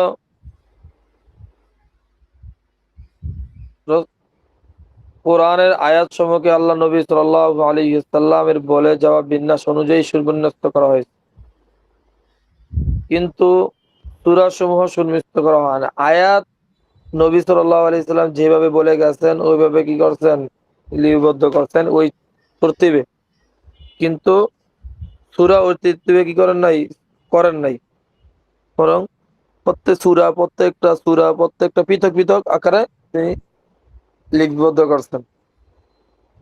আরেকটা হলো এই যায়েদ বিন সাবিত রাদিয়াল্লাহু তাআলা আনহু যে নুসখাটা ছিল আলম, এই উম্মের আরেকটা বিষয় ছিল, সেটা হলো 7টা কেরাত এখানে জমা করেছিলেন। এরপরে এই নুসখার মধ্যে ওই আয়াত আনছেন যেগুলো কোরআন নাযিল হয় রহিত হয় নাই, অর্থাৎ কিছু আয়াত আছে এগুলো রহিত হয়ে গেছে, কিছু আর যেগুলো রহিত হয় নাই এগুলো এখানের মধ্যে উল্লেখ করছেন, এগুলো আনছেন। এরপরে আর এই যে তিনি যে 7টা তারিখ কি কই 7 কেরাতে এই মুসহাফ যদি জমা করছেন, এটা জমা করার কারণ হয়েছে যেন মানুষ হ্যাঁ তার প্রয়োজনের ভিত্তিতে এই নুসখার দিকে রুজু করতে পারেন। এই জন্য তিনি 7 কেরাতে 7টা নুসখা তিনি তৈরি মানে 7 কেরাতে নুসখা তিনি জমা করছেন।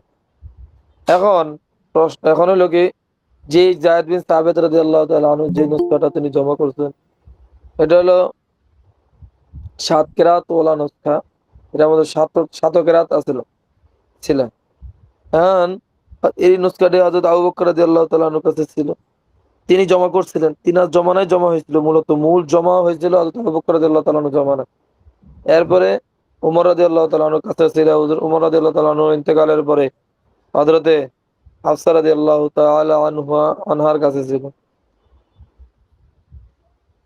উলামায়ে কেরাম মনে করেন কোরআনকে মাসহাব বলার কারণ হলো হযরত আবু বকর রাদিয়াল্লাহু তাআলা আনহুর সময়কাল থেকে এই যে মাসহাব, কোরআনকে যে মাসহাব বলা হয়, এটা আবু বকর রাদিয়াল্লাহু তাআলা আনহুর জমানা থেকে। কারণ তিনি নির্দিষ্ট মাসহাবের মধ্যে কোরআনকে লিপিবদ্ধ করছেন। যাই হোক, এখন আমরা তো গত সপ্তাহে পড়েছিলাম হযরত আবু বকর রাদিয়াল্লাহু তাআলা আনহু, হযরত ওমর রাদিয়াল্লাহু তাআলা আনহু ওনারা কোরআন জমা করতেন। এখন ওসমান রাদিয়াল্লাহু তাআলা আনহু যে কোরআন জমা করছেন, এটা কোরআন সংরক্ষণ করছেন এটা কিভাবে? ওসমান রাদিয়াল্লাহু তাআলা আনহু যখন খেলাফতের দায়িত্ব পান, তখন তার সাম্রাজ্যে অনেক বিস্তার লাভ করে। তখন এই লোকেরা এদিক সেদিক বিভিন্ন জায়গায় বিভিন্ন প্রদেশে তারা যাওয়া শুরু করলো। যাওয়ার পরে কি হলো, তখন বিভিন্ন ধরনের লোকেরা বিভিন্ন ধর্মের লোকেরা বিভিন্ন ভাষাবিদরা তারা ইসলাম গ্রহণ করার পরে তো কোরআন শিখতে হবে। অনেক কোরআন এক এক ভাষায়, তো এক এক অঞ্চলে এক এক ভাবে কোরআন, যে 7 ভাষায় কোরআন নাযিল হয়েছে, এই 7টা ভাষায় এক একজনে এক এক জায়গায় এক এক রকম বলতেছে। যখন এক গ্রামে এই একাধিক বর্ণনা পাওয়া যায়, তখন এদের মধ্যে একটা মতবিরোধ তৈরি হয়। এমনকি তাদের মধ্যে কাফের পর্যন্ত বলার ফতোয়া পর্যন্ত তারা দিয়ে গেল। এরকম হইতে হইতে মুসলমানদের মধ্যে একটা মতপার্থক্য তৈরি হয়। এই বিষয়টা হযরতে হুযায়ফা বিন ইয়ামানী রাদিয়াল্লাহু তাআলা আনহু এই বিষয়টা তিনি ঠিক দেখলেন যে আসলে যদি এরকম হয়, তাহলে মানুষের মধ্যে একটা ফিতনা তৈরি হবে, কোরআনের মধ্যে একটা সমস্যা তৈরি হবে। সব বিবেচনা করে তিনি হযরত ওসমান রাদিয়াল্লাহু তাআলা আনহুর কাছে বিষয়টা বললেন, সব কিছু বিষয় খুলে বললেন। তখন হযরত ওসমান রাদিয়াল্লাহু তাআলা আনহুকে বলতেন যে মুসলমান ইহুদি খ্রিস্টানদের মতো মতপার্থক্য করার পূর্বে উম্মতকে আপনি রক্ষা করুন। তখন হযরত ওসমান রাদিয়াল্লাহু তাআলা বিষয়টা শুনে খুব বিষণ্ণ হলেন, খুব চিন্তিত হয়ে গেলেন। তখন সাহাবায়ে কেরাম রাদিয়াল্লাহু তাআলা আনহুর পরামর্শ নিয়ে একটা সিদ্ধান্ত উপনীত হলেন যে 7 কেরাত বাদ দিয়ে শুধু 1 কেরাতে কোরআন থাকবে, আর 1 কেরাতে কোরআন থাকবে। সেটা হলো কুরাইশদের কেরাত। অর্থাৎ কোরআন যেহেতু কুরাইশদের অনুযায়ী নাজিল হয়েছে, মূল হলো কোরআন। মূলত আল্লাহ নবী সাল্লাল্লাহু আলাইহি ওয়াসাল্লাম ছিলেন কুরাইশ বংশের, ওই হিসেবে মনে করেন কোরআন মূল নাজিলই হয়েছে মূলত কুরাইশ বংশের উপর ভিত্তি করে, কুরাইশি ভাষা। এখন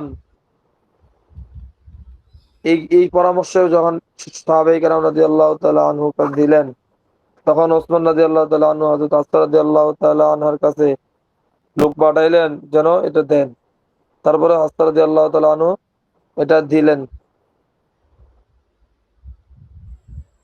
এরপরে ওসমান রাদিয়াল্লাহু তাআলা আনহু 4 জন সাহাবীকে কেরাত এই যে কুরাইশি যে কেরাত, কুরাইশি ভাষা, এই ভাষায় লেখার জন্য নির্দেশ দিলেন। এর মধ্যে ছিলেন হযরতে যায়েদ বিন সাবিত রাদিয়াল্লাহু তাআলা আনহু, হযরতে আব্দুল্লাহ ইবনে জুবাইর রাদিয়াল্লাহু তাআলা আনহু,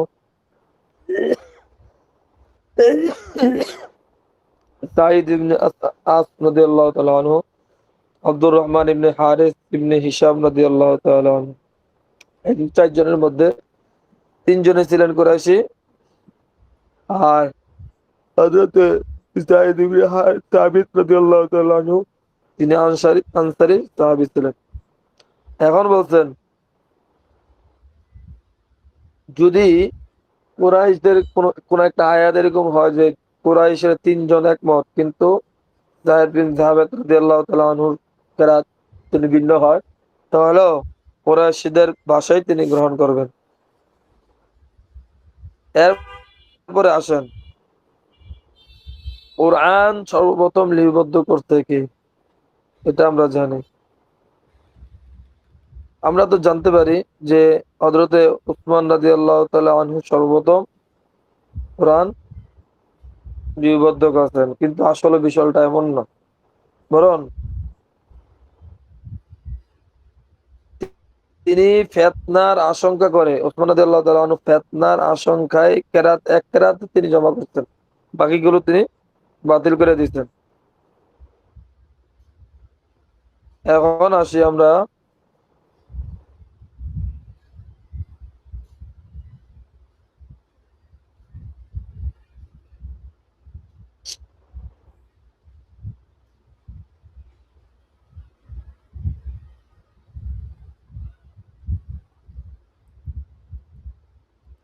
হযরত ওসমান রাদিয়াল্লাহু তাআলা আনহু এবং আবু বকর রাদিয়াল্লাহু তাআলা আনহু যে জমা করছেন, দুইটা তো বোঝা যায় যে একটা তো ওসমান রাদিয়াল্লাহু তাআলা আনহু তিনি জমা করছেন, এটা একটা পাওয়া যায়। আবার আরেকটা যে হযরত ওসমান রাদিয়াল্লাহু তাআলা আনহু পরে আবু বকর রাদিয়াল্লাহু তাআলা আনহু তিনিও জমা করছেন। এখন দুজনেই তো জমা করছেন, দুই জমার মধ্যে পার্থক্য কি? এটা আমাদের জানা দরকার। এক নম্বর পার্থক্য হলো যে উদ্দেশ্যগত ভিন্নতা ছিল। হযরত ওসমান রাদিয়াল্লাহু তাআলা আনহুর আবু বকর রাদিয়াল্লাহু তাআলা আনহুর উদ্দেশ্য ছিল কোরআন বিরুদ্ধে, যেহেতু ৭০ জন সাহাবী সহ প্রায় জঙ্গে ইয়ামানের মধ্যে ৭০ জন সাহাবী সহ আরো কয়েকজন সাহাবী শাহাদাত গ্রহণ করছেন। আর কোরআনে যার কারণে অনেক হবে সামনে আরো যদি এইভাবে চলতে থাকে তাহলে সাহাবায়ে রহিত হয়ে যাওয়ার আশঙ্কা থাকতে পারে। এজন্য তিনি ৭ কেরাতেই ৭ যে সবগুলো একসাথে কি করছেন, তিনি খালি জমা করছেন। আর ওসমান রাদিয়াল্লাহু তাআলা আনহু ওনার উদ্দেশ্য ছিল যে যেহেতু বিভিন্ন দেশে ছড়ায় পড়ছে, যেন ফিতনার সম্মুখীন না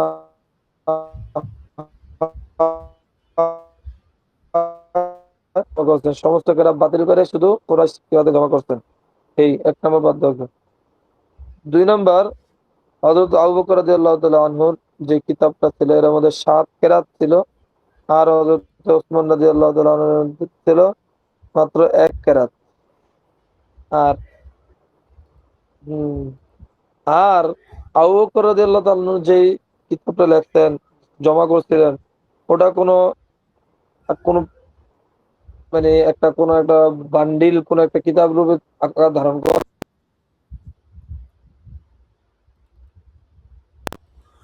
এই বিভিন্ন একটা কাগজের মধ্যে, যেমন আয়াত ছিল কাগজে, একটা কাগজের মধ্যে আয়াত আল্লাহ নবী সাল্লাল্লাহু আলাইহি ওয়াসাল্লাম যেভাবে বলছেন লিখতেন সেটাই, কিন্তু সূরা সমূহ প্রত্যেকটা আলাদা আলাদা তিনি জমা করে রাখতেন।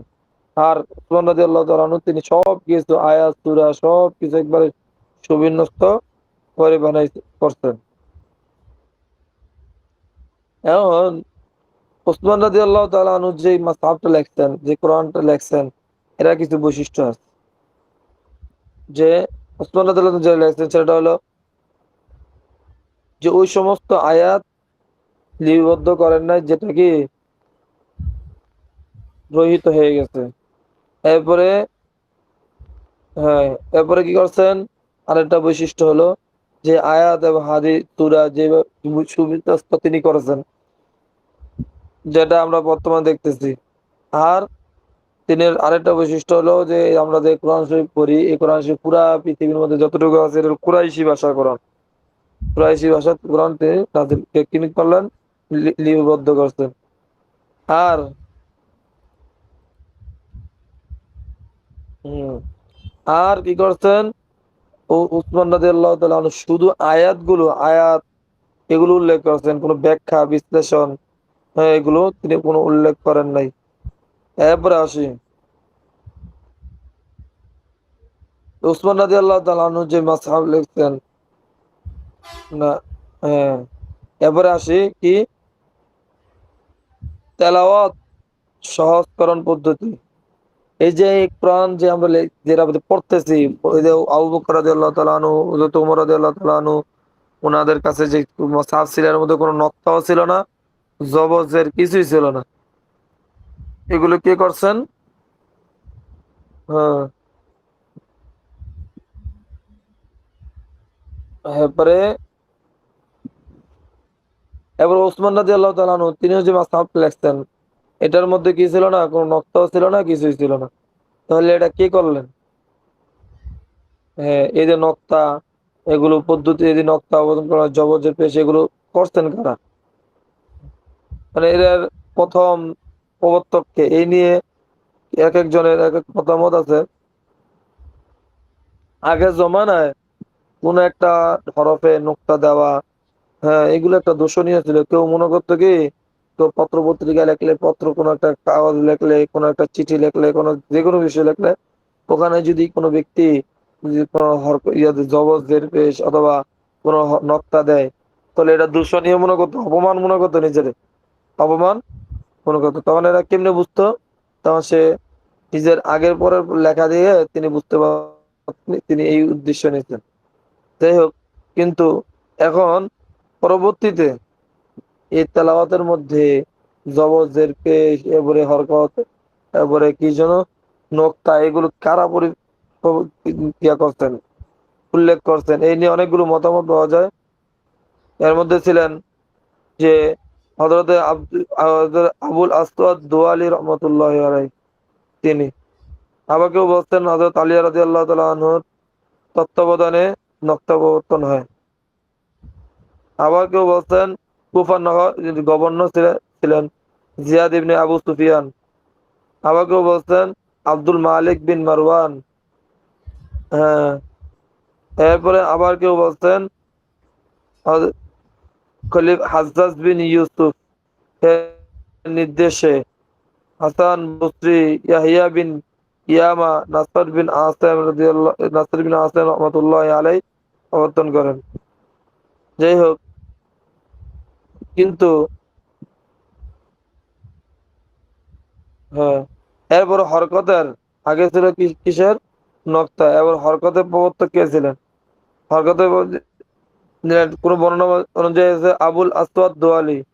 আবার কেউ বলছেন যে হাজ্জাজ বিন ইউসুফ এর নির্দেশে হাসান বসরি, ইয়াহিয়া বিন ইয়ামার রহমতুল্লাহ আলাই কোরআনের হরকত প্রবর্তন করেন।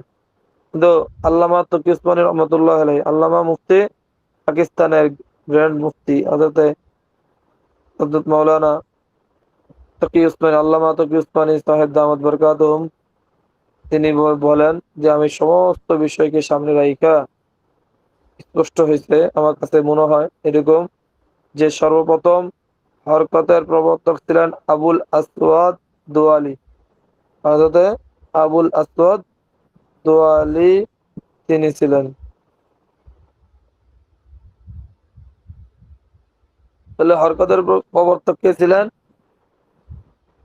স্পষ্ট বোঝা যায় হযরতে আবুল আসওয়াদ দোয়ালি। মোবাইলটা বারবার ডিস্টার্ব দেয়,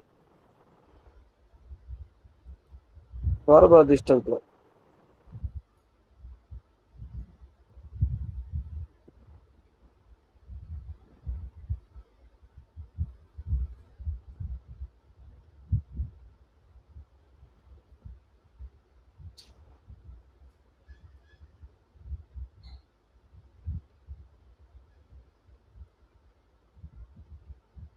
হ্যাঁ, এখন আসি, এতক্ষণ তো শুনলাম যে হরকতের প্রবর্তক কে ছিলেন। এরপরে এখন আসি যে আমাদের কোরআনের মধ্যে, হুম, কোরআনের মধ্যে যে আমরা যে কোরআন যে কাগজের পাতায় এটা লিপিবদ্ধ করছি, লিপিবদ্ধ পাইছি, এটা কিভাবে আসলো? ওই সময় পৃথিবীতে কোনো কি লিপিবদ্ধ করার ইয়ার এরকম আমাদের মধ্যে মুদ্রিত হওয়ার কোনো কিছু ছিল না। তা হাতে হাতে মানুষের লিখে লিখে প্রচার করতেন। তখন ওই সময় একদল লোকের কাজই ছিল যে কোরআন কি করতেন, সেই দিন রাত ব্যস্ততায় তাদের কাজে ছিল কোরআন লিপিবদ্ধ করা, হাতে লিখে লিখে লিখে এভাবে করতেন। এরপরে যখন মুদ্রণ যন্ত্র আবিষ্কার হয়েছে, তারপরে সর্বপ্রথম জার্মানির হামবুর্গ শহর থেকে 1113 হিজরিতে কোরআন শরীফ মুদ্রিত হয়। হ্যাঁ, এরপরে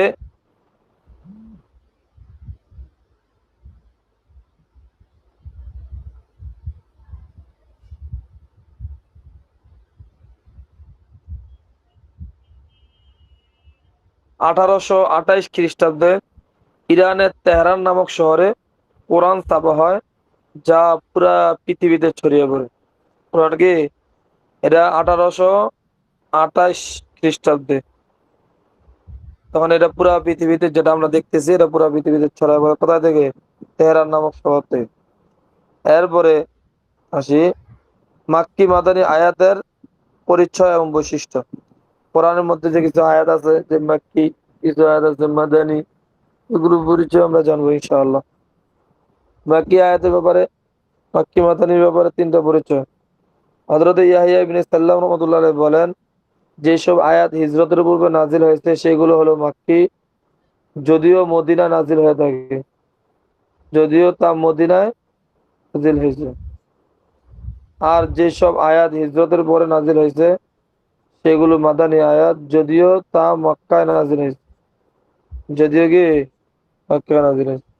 যে সমস্ত আয়াত হিজরতের পূর্বে নাজিল হয়েছে সেগুলো হলো মাক্কি আয়াত, আর যে সমস্ত আয়াত হিজরতের পরে নাজিল হয়েছে এগুলো কি মাদানী আয়াত।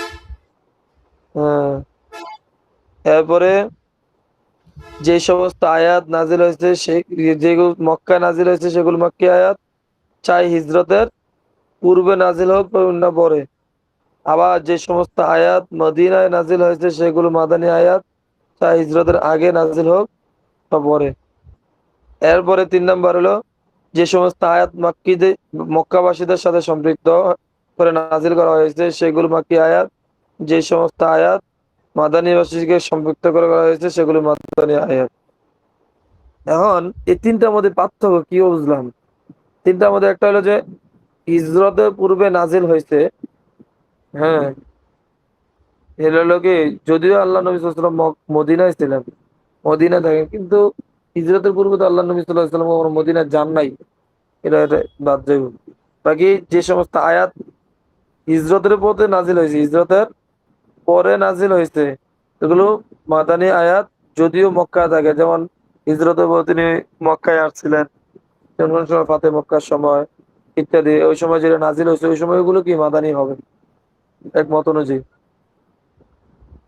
আরেকটা হলো হিজরত যে আয়াত মক্কায় নাজিল হয়েছে, আল্লাহ নবী সাল্লাল্লাহু আলাইহি ওয়াসাল্লাম যখন মক্কায় ছিলেন, যে ওই সময় মক্কায় নাজিল হয়েছে। আবার যখন মদিনায় ছিলেন, হ্যাঁ, যে তখন আয়াত নাজিল হয়েছে, তখন যদি মক্কা নাজিল হয়েছে এটা তা হিজরতের পরে হোক বা হিজরতের আগে হোক মাক্কি আয়াত হবে। আবার মদিনা নাজিল হয়েছে এটা তা হিজরতের আগে হোক বা হিজরতের পরে হোক, সর্ব অবস্থায় কি মাক্কি আয়াত, মাদানী আয়াত। আরেকটা হলো যে যে আয়াত মক্কাবাসীদের যেখানে থাকুক আল্লাহ নবী, কিন্তু বিষয়টা কি মক্কাবাসীদের সাথে সম্পৃক্ত, মদিনায় আছেন কিন্তু বিষয়টা মক্কাবাসীদের সাথে সম্পৃক্ত, তাহলে এটা মাক্কি আয়াত। আর যেটা মদিনাবাসীদের সাথে সম্পৃক্ত এটা মাদানী, মাদানী আয়াত। হ্যাঁ, এরপরে মাক্কি মাদানী আয়াত চিনার উপায়। মাক্কি আয়াত চিনার কয়েকটা আলামত আছে। 1 নম্বর আয়াত হলো যেসব সূরা সেজদা রয়েছে, সেজদার আয়াত রয়েছে সেগুলো মাক্কি সূরা, কি মাক্কি সূরা। যেই যেই সূরায় কুল্লান শব্দ ব্যবহার হয়েছে এগুলো হলো মাক্কি সূরা। যে সমস্ত সূরা ইয়া আইয়ুহান নাস রয়েছে সেগুলো মাক্কি সূরা। হ্যাঁ, যে সমস্ত সূরায় পূর্ববর্তী নবী এবং তাদের উম্মতদের ঘটনা রয়েছে সেগুলো মাক্কি সূরা, তবে সূরা বাকারা ব্যতীত। এরপরে যে সমস্ত সূরা আদম আলাইহিস সালাম ইবলিসের ঘটনা রয়েছে তা মাক্কি সূরা। তবে সূরা বাকারা ব্যতীত। যেসব সূরা হুরুফে মুকাত্তাআত দ্বারা শুরু করা হয়েছে, যেমন আলিফ লাম মিম, আলিফ লাম রা হা মিম, এইগুলো মাক্কি সূরা, তবে সূরা বাকারা এবং আলে ইমরান ব্যতীত। হ্যাঁ, এগুলো কি মাক্কি আয়াতের নিদর্শন, মাক্কি আয়াতের। হ্যাঁ, এখন আসি মাক্কি সূরার বৈশিষ্ট্য কি। মাক্কি সূরার বৈশিষ্ট্য হলো তাওহীদ এবং আল্লাহর ইবাদতের দিকে আহ্বান করা, রিসালাতে সব কি করা, বর্ণনা করা, কিয়ামত সম্পর্কে সতর্ক করা, এগুলো কি মাক্কি আয়াতের বৈশিষ্ট্য। এরপরে পূর্ববর্তী নবী এবং তার উম্মতদের ঘটনা বয়ান করে তাদের কর্মকাণ্ডের ব্যাপারে সতর্ক করা, তাদের থেকে শিক্ষা গ্রহণ করা, এগুলো কি মাক্কি সূরার বৈশিষ্ট্য। এরপরে শরীয়তের ব্যাপক বিধান, এগুলো বিষয়ে কে উদ্বুদ্ধ করা, এগুলো হলো মাক্কি সূরার আয়াত। এরপরে মাক্কি সূরার আরেকটা বৈশিষ্ট্য হলো ছোট ছোট বাক্য, ছোট কি সংরক্ষিত ইবারত। যাই হোক, তাহলে মাক্কি সূরা, মাক্কি আয়াত চিনা কয়েকটা আলামত আমরা শুনলাম, মাক্কি সূরা কয়েকটা এই বৈশিষ্ট্য আমরা শুনলাম। এখন আসি মাদানী আয়াত চিনার আলামত। মাদানী যেসব সূরা ওদের কি বিধিবিধান সম্পর্কে আলোচনা করা হয়েছে, এর মাদানী সূরা। যেহেতু মক্কির জীবনে তেমন কোনো ফরজ বিধান, অন্যান্য বিধানগুলো এগুলো তেমন নাজিল হয় নাই, বেশিরভাগ বিধান নাজিল হয়েছে মক্কি, মদিনায় নাজিল হয়েছে বেশিরভাগ বিধান। এই জন্য এটা মাদানীর আলামত বোঝা যায়। এরপরে যে সমস্ত সূরা মুনাফিকদের বিষয়ে আলোচনা করা হয়েছে, তো এগুলো কি মাদানী সূরা। তাহলে কি সূরা আনকাবুত ব্যতীত যে সমস্ত সূরা আহলে কিতাবদের সাথে মুজাদালার মানে ঝগড়ার কথা আলোচনা করা হয়েছে, এগুলো কি মাদানী সূরা। এরপরে মাদানী সূরার বৈশিষ্ট্য।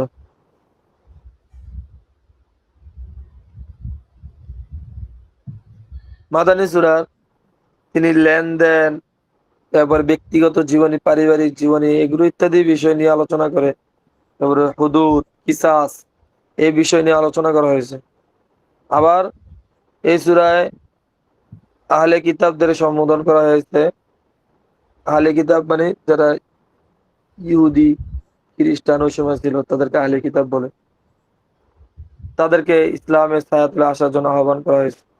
আবার যে সমস্ত সূরা মুনাফিকদের মুখোশ উন্মোচন করা হয়েছে, তাদের হ্যাঁ অনিষ্টতার ব্যাপারে সতর্ক করা হয়েছে, এটা কি বললে মাদানী সূরা।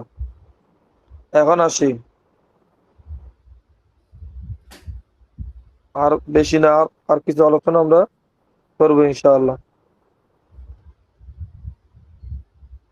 এখন আসি যে কোরআন যে 7 হরফে নাজিল হয়েছে এর ব্যাখ্যা আমরা একটু আলোচনা ইনশাআল্লাহ শুনবো। আরবদের কাছে আরবদের বিভিন্ন আঞ্চলিক ভাষা ছিল, এক এক গোত্রের এক এক ভাবে ভাষা, তাদের এক এক স্বভাবের এক এক ভাষা ছিল।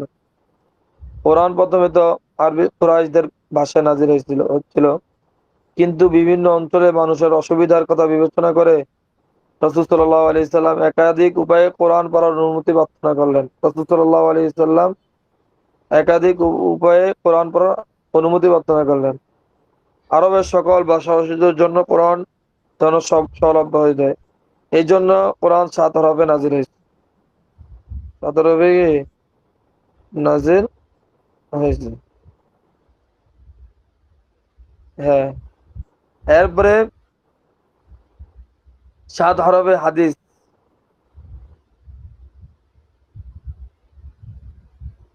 যাক, আমরা এতটুকু বললাম। হ্যাঁ, আরবদের কেন 7 হরফের নাজিল হয়েছে এটা তো আমরা বললামই। 7 হরফের পড়ার অন্যতম কারণ হইলো যে কোরআন তো কুরাইশি ভাষা নাজিল হইতেছিল, কিন্তু মানুষ তো বিভিন্ন অঞ্চলের মানুষ, এক এক ধরনের এক একজন এক এক ভাষা ছিল।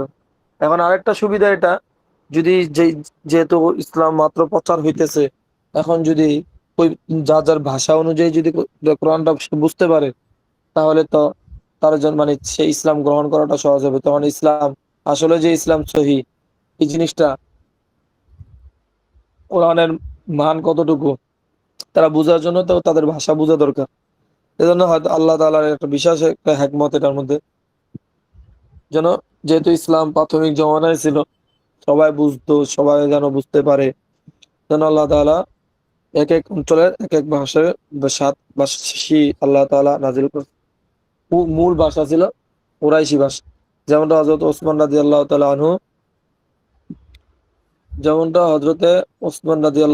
আনহু তিনি এক ভাষায় কুরাইশি ভাষায় তিনি প্রণয়ন করলেন। এরপরে যাই হোক, আজকে আমরা এতটুকুই শুনলাম, এতটুকুই পড়লাম। আল্লাহ তাআলা বুঝারা তৌফিক দান করুন। সকলে মোতালা করবো একটু ইনশাআল্লাহ। এই নিজেরা কয়েকবার যেগুলো আমরা শুনলাম পড়লাম, এগুলো আমরা কয়েকবার নিজের আত্মস্থ করবো ইনশাআল্লাহ, নিজের ভাষায়। আমরা এগুলো বইয়ের ভাষা না, নিজের ভাষায় উপস্থাপনা করার চেষ্টা করবো ইনশাআল্লাহ। বইয়ের ভাষা তার বই নিজে কিভাবে আরো সুন্দর উপস্থাপনা করা যায়, এটাও ইনশাআল্লাহ আমরা ফিকির করবো ইনশাআল্লাহ।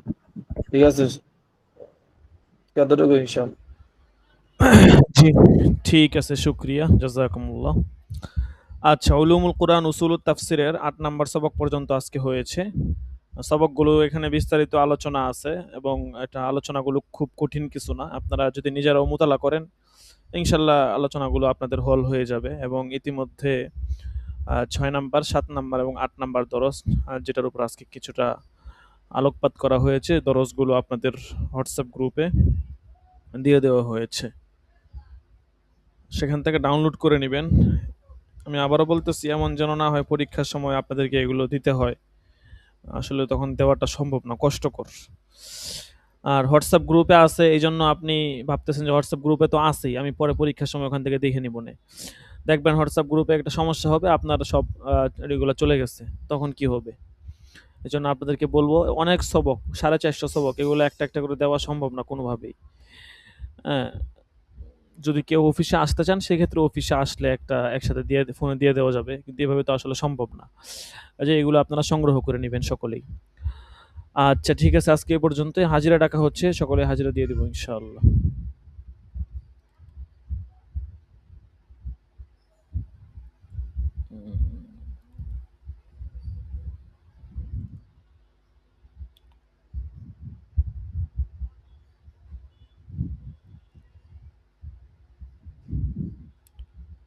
ডক্টর আশরাফুল হক নাই। মাহমুদুল হাসান আছেন ২ নাম্বার দাখেলা? ছিল, এখন চলে গেছে নাকি? আছে মাহমুদুল হাসান?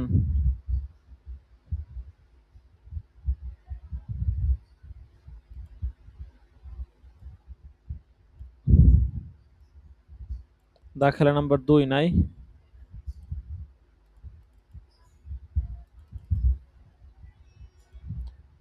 ৩ নাম্বার মাহদি হাসান। লাব্বাইক উস্তাদি, লাব্বাইক। আবু বকর সিরাজি ৪।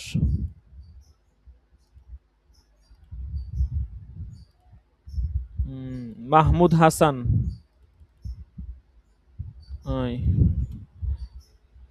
আব্দুল নাফি। লাব্বাইক। উমর ফারুক।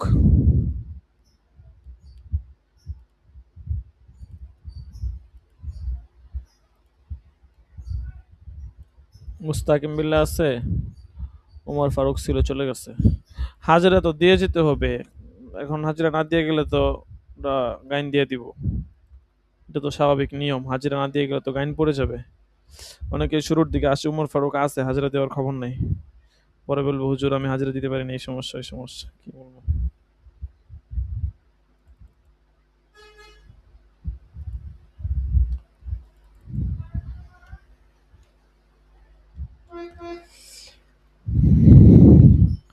আচ্ছা, ঠিক আছে, আজকে এ পর্যন্তই। ইনশাল্লাহ আগামী রবিবার দিন ইনশাল্লাহ দরস হবে। সকলেই ভালো থাকবেন, সুস্থ থাকবেন। আগামী রবিবার দিন ইনশাল্লাহ দেখা হবে। আল্লাহ হাফেজ। আসসালামু আলাইকুম ওয়া রাহমাতুল্লাহি ওয়া বারাকাতুহু।